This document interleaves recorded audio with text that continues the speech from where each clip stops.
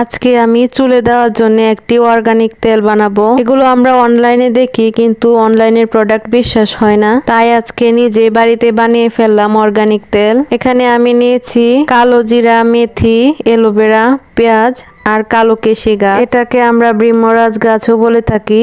চুল পড়া কমাতে এটা খুবই উপকারী। একজন আপুর ভিডিওতে দেখেছিলাম উনি সবগুলো উপকরণ পাটায় বেটে তারপর জাল দেন, এজন্য আমিও এগুলো সবকিছু একসাথে পাটায় বেটে নিলাম। তারপর সবগুলো উপকরণ মিক্স করে একটা পাতিলে দিয়ে দিলাম, আর সেই পাতিলে আমি এখন এটা জাল দিব।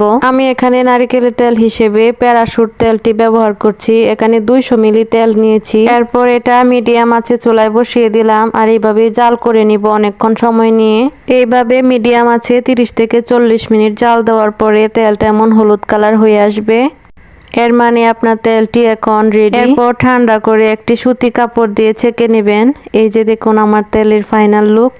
গোসলের 2 ঘন্টা আগে চুলে তেল দিয়ে তারপর শ্যাম্পু করে নিতে হবে। যাদের অতিরিক্ত চুল পড়ে তারা এই তেলটি বাসায় বানিয়ে ব্যবহার করতে পারেন।